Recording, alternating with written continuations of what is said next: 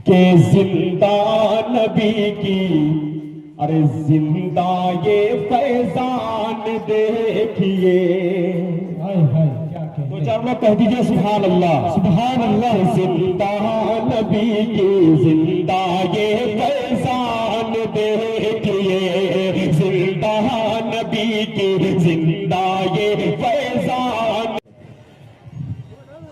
के जिंदा नबी की, अरे जिंदा ये फैजान देखिए।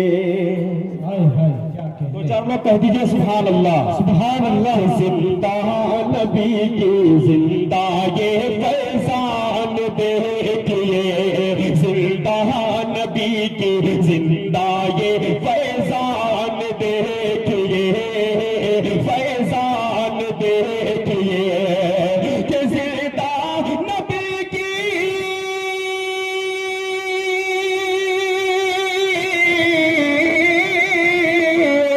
जिंदा नबी की जिंदा ये फैजान देखिए, फैजान देखिए। क्या अरे सज धज के बैठे हाफिज़े कुरान देखिए, सज धज के बैठे हाफिज़े कुरान देखिए, सज धज के बैठे हाफिज़। पूरी हमारी रूबरू रहमत अफरोज है। इतने दूर और इतने मसाफत तय करके हमारे इस इलाके को लब्बैक कहा, हमारे लिए खुशकिस्मती है कि हमारे बड़े हमारे रूबरू हैं।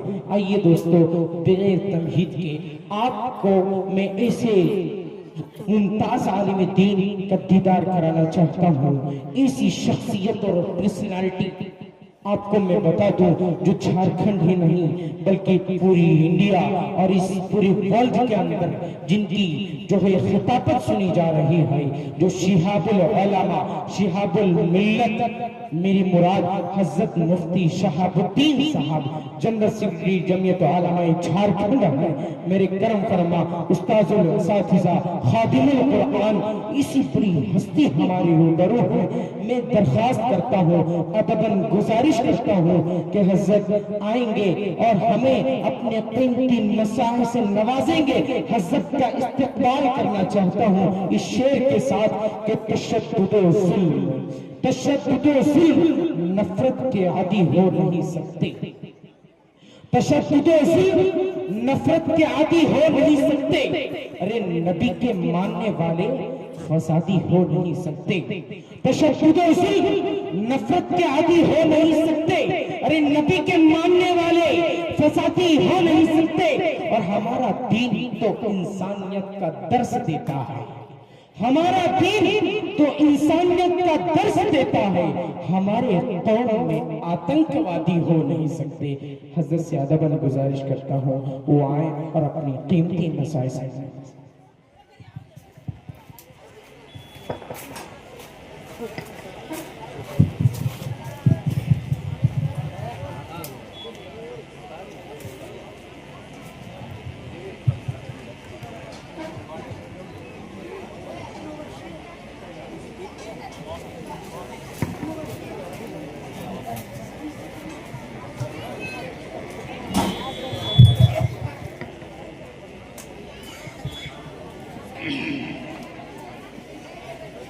बिस्मिल्लाहिर्रहमानिर्रहीम। अल्हम्दुलिल्लाहि वकफ़ा वस्सलामु अला इबादिहिल्लज़ीना इस्तफ़ा, अम्मा बअद।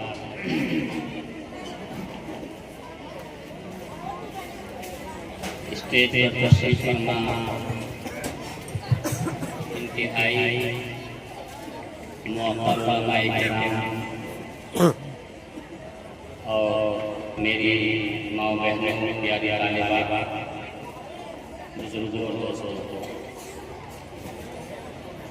आज आपके इस मदरसे में जामिया रशीद में मेरी पहली हाज़िरी है। अल्लाह ताला इस हाज़िरी को शरफ़ क़बूलियत अता फरमाए। हमारे लिए भी और इदारे के लिए भी ज़रिया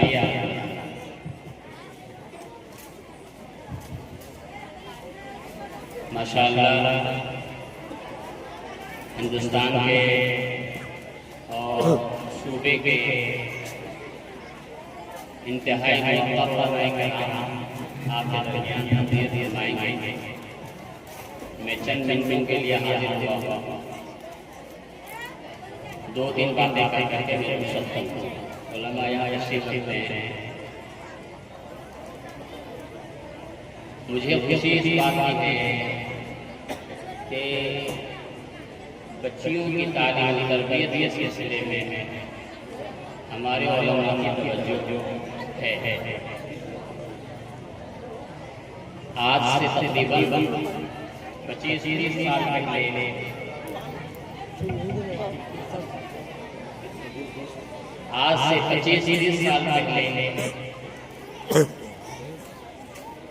हिंदुस्तान में बच्चियों की तालीम और उसके निसाबी तालीम के सिलसिले में हमें बहुत ज़्यादा रहनुमाई नहीं मिलती। आपके सूबे में एक मॉडल इदारा जामिया सलमा मौलाना शाह आलम नदवी की ज़ेरे निगरानी चल रहा है। वो दीनी और असली तालीम का बेहतरीन इम्तिज़ाज के साथ वो काम करता है। वहाँ की बच्चियाँ मुझे मालूम हुआ कि असली तालीम में भी बहुत मुमताज़ हैं और दीनी तालीम में भी उनकी सलाहियतें बहुत अच्छी होती हैं। ये ज़माना जिस ज़माने में हमने कदम रख रहा है, आज मुल्क जिन हालात से गुजर रहा है, इन हालात में बच्चियों की हमाजहत तालीम की ज़रूरत है। जमीयत उलमा हिंद का ये ऐलान है और वो जमीयत उलमा हिंद ये काम कर रही है कि इस्लामी माहौल में तस्वीर यानी देखने में तो कुर्ते पैजामे में हो, हॉस्टल की जिंदगी कुर्ते पैजामे वाली हो, लेकिन उनकी ज़बान अंग्रेजी और तमाम कोर्सेज अंग्रेजी के वो हासिल कर रहे हैं। इस सिलसिले में जमीयत उलमा साउथ इंडिया में, देवबंद में, राजस्थान में, मध्य प्रदेश में काम कर रहे हैं। देवबंद में एक मदरसा है जामिया इस्लामिया में बना देवबंद, वहाँ की बच्चियाँ MBBS और MS कर रही हैं। वहाँ की पढ़ी हुई बच्चियाँ इतना बेहतरीन पुराने करीब वो पढ़ती हैं। अभी ढाका में, अभी मैं बांग्लादेश गया हुआ था, वहाँ मालूम ये हुआ कि 4 बच्चियाँ जामिया इस्लामिया में बना ढाका में MBBS करते हैं, फिर वो MS करेंगे। उसका जो निसाब तालीम है, उस निसाब तालीम के मुताबिक काम करने के लिए घर हम अपने घर में बैठे हुए हैं, अपने लोग के दरमियान बैठे हैं। उलमा हमारे इलाके के तशरीफ रखते हैं, काम के तरीके बदल रहे हैं, जरूरत मुख्तलिफ हो रही है।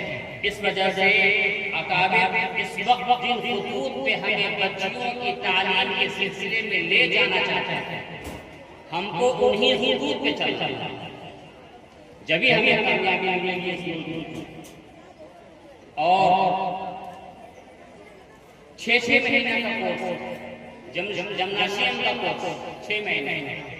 जिम्नाशियम का मतलब ये है, उसके साथ हम तशरीफ रखते हैं हमारे जो मुलाजिम हैं। जिम्नाशियम का कोर्स गवर्नमेंट का कोर्स है। एक हमारी बच्ची को ये मालूम होना चाहिए कि हमारे घर में मुख्तलिफ तरीकों के लोग रह रहे हैं। अगर वो शादीशुदा खातून है तो उनका ससुर 65 साल का, उनके सास 60 साल की है, उनका बच्चा 1.5 साल का है, 6 महीने का है। गवर्नमेंट ये हमें बतलाती है कि 6 महीने के बच्चों की क्या होता है। अगर कोई औरत समझ से है तो उसकी क्या गुज़ा है?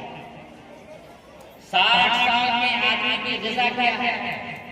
किसी डॉक्टर के पास जाने की जरूरत नहीं है। 6 महीने तक आप 6 महीने के कोर्स किसी बच्चे को करा रहे हैं, उसको जिम्नाशियम बोलते हैं।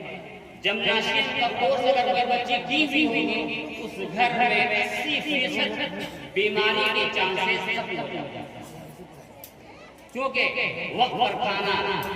आजकल जो एलोपैथ डॉक्टर्स हैं, मेडिकल पूरा मेडिकल जो है वो परहेज नहीं बतलाता है, दवा देते हैं। मेडिकल बड़े बड़े डॉक्टर दवा देते हैं। इस वजह से बच्चियों के लिए ये तालीम इंतहाई जरूरी है। फर्स्ट एड की तालीम, मेडिसिन की तालीम, ये सारी की सारी चीज बच्चियों के मदरसों के निसाब में दाखिल करने की जरूरत है। ब्यूटी पार्लर, अच्छा ब्यूटी पार्लर दुकान के लिए नहीं, अपने खानदान के बच्चियों की ब्यूटी के लिए, अपने घर के बच्चों के लिए, ये सब जमीयत कोर्सेज पे चला रही है, देवबंद में चल रहा है। मैं मुफ्ती साहब को बहुत अदब से गुजारिश करूंगा, मदरसे में आए हैं हमारे नसीब हैं, और लॉकडाउन में हमारे बच्चे को, छोटे बच्चे को 2 साल इन्होंने मदरसे में रह रहे की तैयारी कराई है। मेरे लिए काबिल एहतराम है, बासलाहियत आलिम है। मैं गुज़ारिश स्टेज में मैं कह रहा था, आप इस मदरसे में आए हुए हैं, आप तालीमी निज़ाम निसाब का मजबूत और करके इसकी जरूरत है। और मैं एक बात और करूंगा कि अगर आपने मुंतखबात पढ़ाई, हज़रत मुफ्ती सनाउल्लाह साहब कासमी जो इस मदरसे में हमेशा तशरीफ लाते हैं, माशाअल्लाह बालिग़ उलमा में से का शुमार होता है, बासलाहियत आलिम और अच्छी नज़र है। ऐसे ऐसे उलमा की सरपरस्ती आपको हासिल है। मैं भी हाजिर हूँ उनसे जो हो सके। मैं तो तक़रीर करने के लिए नहीं आया, तक़रीर अब होगी इंशाअल्लाह। मैं चंद बातें आपसे करने के लिए आया। बस एक बात हमारी ख़वातीन यहाँ बैठे हैं, उनके और हमारे गार्जियन हज़रात बैठे हुए हैं। हसन बसरी रहमतुल्लाह अलैह ने ये वाक़या सुनाया। मैं इसी वाक़े को सुनाकर अपनी बात करूँगा। मियाँ बीवी में आपस में इस बात का झगड़ा हो गया कि इस बच्चे की परवरिश कौन करेगा, मियाँ करेंगे, शौहर करेंगे या अहलिया करेंगे। ये मुकदमा चला गया काजी साहब। हसन बसरी रहमतुल्लाह ने इस वाक़े को लिखे, काजी के पास ये मुकदमा चला गया। तो काजी साहब ने कहा फैसला बच्चे से लेंगे, बच्चे से पूछेंगे। तो बच्चे से पूछा बेटा तुम किसके साथ रहना चाहता है? तो उस बच्चे ने कहा अब्बा के साथ रहना। काजी साहब ने फैसला करना चाहा बाप के हक में कि बच्चा चाहता है कि वालिद के साथ रहे, लिहाजा ये बच्चे को वालिद के साथ रख दिया जाए। वालिदा ने कोर्ट से कहा, काजी साहब ने कहा आप ये पूछिए इस बच्चे से कि वालिद के साथ क्यों रहना चाहता है। मेरी माँ बहनें से छोटे से वाक़या बहुत ही, आप बच्चे से ही पूछिए कि वालिद के साथ क्यों रहना चाहता है, माँ के साथ क्यों नहीं रहना चाहता। तो उसने वजह बताई। क्या वजह बताई? उम्मी तबअसुनी कुल्ला यौमिन इलल किताब औ इलल कुत्ताब औ इलल कतातीब। मेरी माँ रोजाना वल फकीह यज़रिबुनी, मेरी माँ रोजाना जबरदस्ती पकड़ के और मकतब भेज देते। और जब जहाँ मकतब जाता है तो फकीह यानी फकीह हमें सबक याद न करने में मेरी हिदायत करता है। और वो अभी और मेरे वालिद महल्ले के बच्चों के साथ खेलने की खुली छूट खुली छूट देते हैं। अम्मी तो बार बार ताकीद करते हैं मकतब जाने के लिए, और वालिद हमें खुली छूट देते हैं। तो बच्चे की समझदारी नहीं है, बच्चे ने कहा वालिद के साथ है। माँ का किरदार बच्चों की तरबियत में सबसे मुअस्सिर किरदार है। इमाम औज़ाई के सवाल उठा के देख लीजिए, उनकी वालिदा इमाम औज़ाई के ऊँट की लकीर को पकड़ करके एक शहर से दूसरे शहर ले जाया करते थे, इस मुहद्दिस से पढ़ाने के लिए, इस मुहद्दिस से पढ़ाने के लिए। उनकी वालिदा ने यह किया। इमाम औज़ाई, इमाम शाफ़ी रहमतुल्लाह अलैह के सवाल उठा के देख लीजिए, उन्हीं उनकी वालिदा का क्या था। मैं अभी पिछले दिन आसाम गया तो सीप सागर एक शहर का नाम है, सीप सागर, ये बिल्कुल चाइना से मिला हुआ। हम जाते हैं हर साल वहां सीप सागर में। एक साहब मिले, हाजी दुर्शेर के हजरत शेखुल इस्लाम के मजाज में। एक हम सब्जी की दुकान में खड़े थे, एक साहब आए और उन्होंने बतलाया कि एक साहब आते हैं, बहुत ही एहतिमाम से रोजाना पाबंदी से गोश्त भी सब्जी भी बहुत एहतिमाम से खरीदते हैं, घर ले जाते हैं। ऐसा महसूस होता है कि इनके यहाँ रोज मेहमान आते हैं, क्या था, रोजाना मेहमान पूछा उनसे, तो उन्होंने कहा मैं बच्चियों के वालिदैन से ये वाकया सुना रहा हूं, माओं से और बाप जो बच्चियां रहमत है उनको मैं सुना रहा हूं। उन्होंने कहा मेरे घर में 3 बच्चियां, कितनी बच्चियां, 3 बच्चियां, और वो 3 बच्चियां मेरे घर के सबसे बड़े मेहमान, लिहाजा रोजाना उनको मैं खाना पीना पहनना उड़ना मेहमानों की तरह करता हूँ, आम इंसानों की तरह नहीं करता। रोजाना मेहमानों की तरह बकरे का गोश्त खिलाता हूँ, मुर्गे का गोश्त खिलाता हूँ, बेहतरीन सब्जी खिलाता हूँ, बेहतरीन कपड़ा पहनाता हूँ, इसलिए वो मेरे घर के 3 अजीम मेहमान हैं। अब उस घर में बरकत का क्या है, अब हमारा कर सकते हैं। जिस दिन हमारे समाज में और हमारे माशरे में, हमारे कल्चर में और हमारी सोसाइटी में ये किरदार हो जाएगा, ये सोच हो जाएगी, ये फिक्र हो जाएगी, मसाइल हल हो जाएंगे। अल्लाह ताला हमें बच्चियों के ताल्लुक से संजीदा बना दे, हमें बच्चियों के ताल्लुक से फिक्रमंद बना दे, उनसे मोहब्बत करने वाला बना दे। आका फरमाते हैं मन आदा जारियतैन, मन आदा जारियतैन, जिसने 2 बच्चियों की, किसी रिवायत में 3 की अगर परवरिश की तो वो और मैं जन्नत में ऐसे रहूंगा। ऐसे कैसे रहूंगा? आका फरमाते हैं कैसे, वो वम्मा असाबिअहु, अपनी दोनों उंगलियों को ऐसे भी नहीं कहा, वो वम्मा असाबिअहु, अपने दोनों उंगलियों को मिलाकर आका ने फरमाया जिसने अपनी बहनों, बहन भी कहा, भाई भी लोग सुनते हैं, भाई लोग भी, भाई जो है बहनों की शादी हो जाती है, वालिद का इंतकाल हो गया है, वालिदा का इंतकाल हो गया, अब वालिद बहन के यहाँ, भाई बहन के यहाँ जाने के लिए कोई उसके पास अब वक्त नहीं।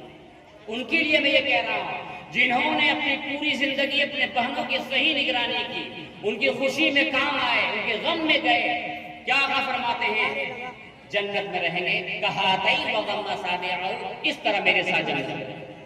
इस वजह से मैं गुजारिश करूंगा इस मदरसे के सदक़े में अपने बच्चियों की परवरिश अच्छी कीजिए, अपनी बच्चियों को अच्छा खिलाइए, अपने बच्चियों को अच्छा पढ़ाइए, वही डिग्री दिलाइए जो आप ये समझते हैं कि बच्चे को अगर डॉक्टर बनाएंगे दूसरे घर चले जाएंगे। ये आपकी सोच ऐसी सोच है जो आप इस्लामी सोच नहीं है, आपकी गैर इस्लामी सोच है, ईसाई सोच है, यहूदी सोच है, कुफ्फार वाली सोच है। अगर आपने अपने बच्चे को डॉक्टर नहीं बनाया तो आप समझ लीजिए कि आपने इस्लाम के साथ इंसाफ नहीं किया। अपने बच्चे को डॉक्टर बनाइए, अगर अपने बच्चे को डॉक्टर बना रहे हैं, बेहतरीन इंसान हो।